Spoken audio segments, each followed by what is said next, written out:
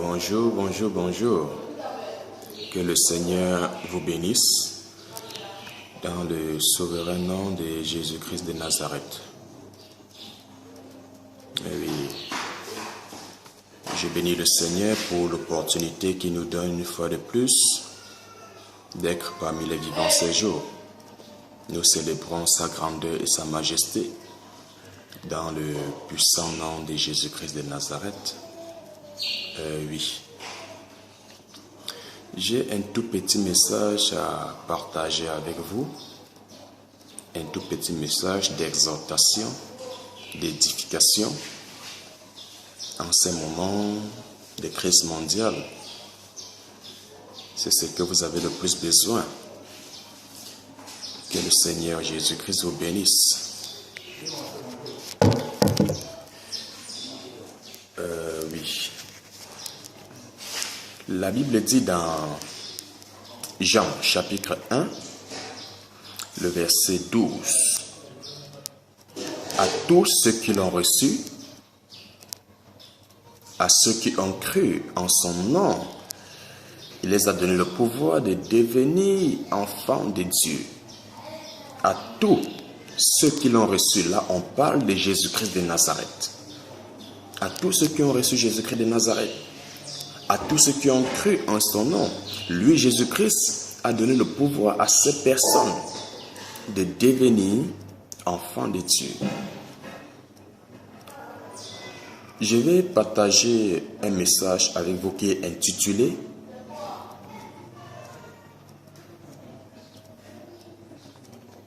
Fais de Jésus-Christ ton propriétaire et ton possesseur. »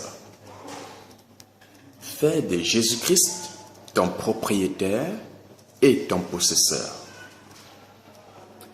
Et beaucoup d'entre vous allez vous poser la question, comment ça? Oui, parce que il y a des personnes dont Jésus-Christ n'est que les propriétaires et non les possesseurs. Il y a la différence entre propriétaire et possesseur. Il y a la différence entre un propriétaire et un possesseur. Par exemple, quand tu loues une maison, tu es le possesseur de la maison, mais tu n'es pas le propriétaire de la maison. C'est celui qui t'a loué la maison qui est le propriétaire. Toi, tu es le possesseur. Alléluia. Donc, fais de Jésus-Christ ton propriétaire et ton possesseur. Il y a beaucoup de personnes à qui j'ai eu à poser la question de savoir s'ils sont en Christ, et plusieurs d'entre eux m'ont dit oui. Je les ai reposé la question de savoir pourquoi dites-vous être en Christ, et vous allez voir certains vont dire « Ah, je crois en Dieu, ah, je pars à l'église. » Mais écoutez ici, aller à l'église ne fait pas de vous enfants de Dieu. Aller à l'église ne fait pas de vous des chrétiens. Ce n'est pas tous ceux qui sont à l'église qui sont des chrétiens. Ce n'est pas tous ceux qui sont à l'église qui sont enfants de Dieu. Croire en Dieu ne fait pas de vous des chrétiens ou des enfants de Dieu. Non, non, non, non.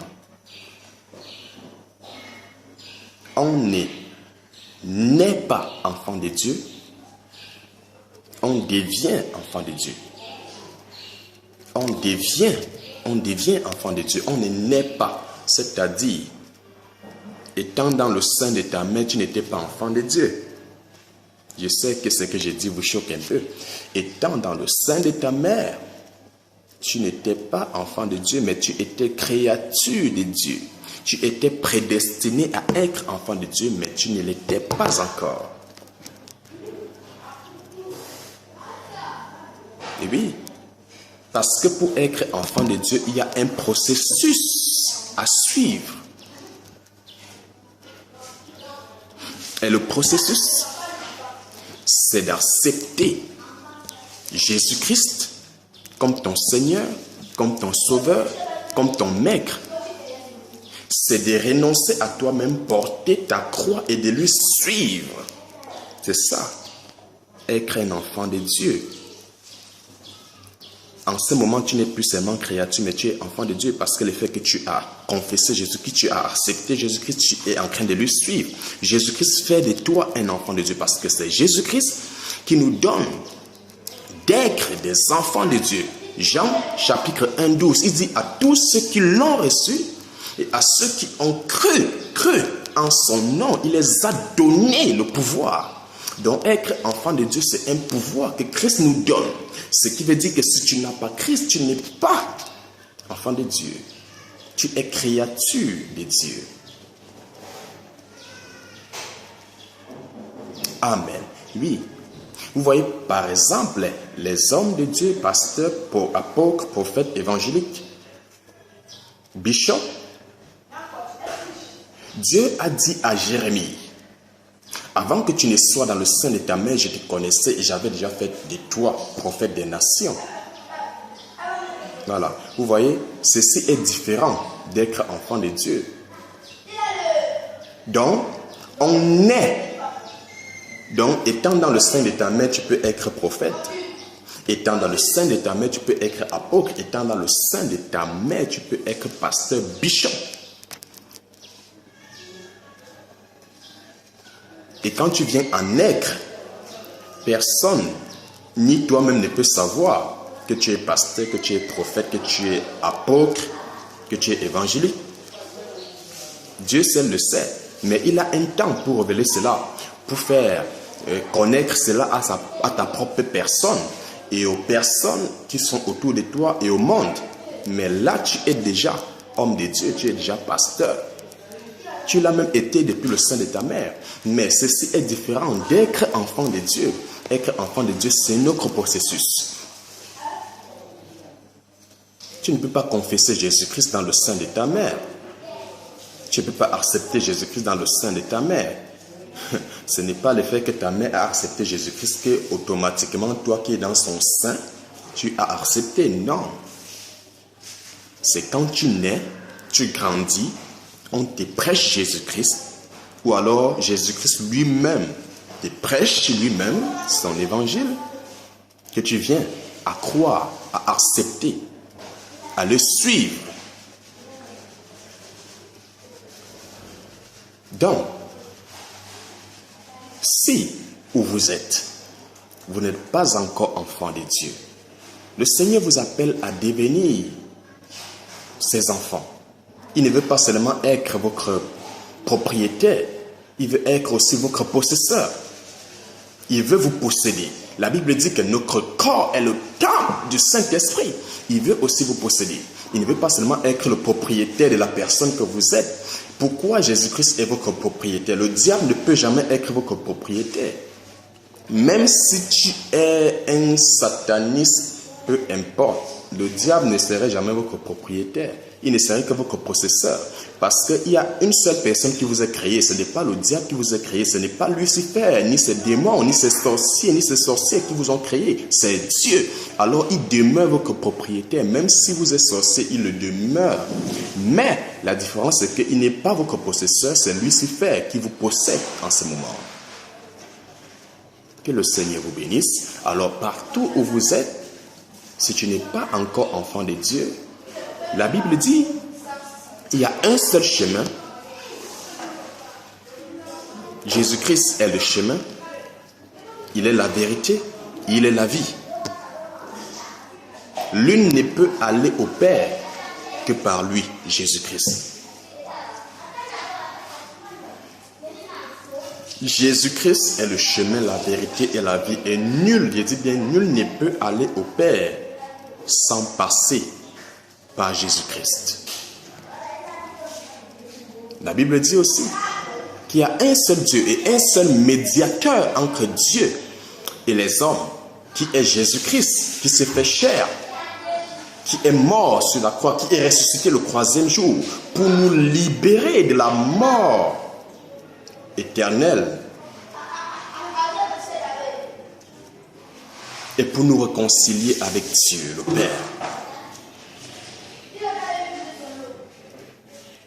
Dans Actes chapitre 4, le verset 12, la Bible dit, il y a un seul nom qui nous a été donné, celui de Jésus-Christ.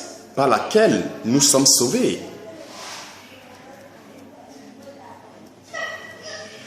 Comme je le disais, le thème de l'enseignement, c'est comprendre.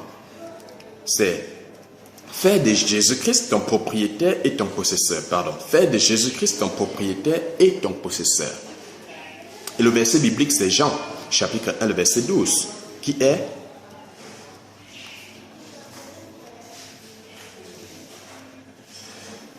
donc que le Seigneur vous bénisse.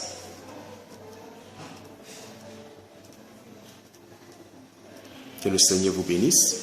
Partout où tu te trouves en ce moment, le Seigneur te tend la main avant qu'il ne se fasse trop tard.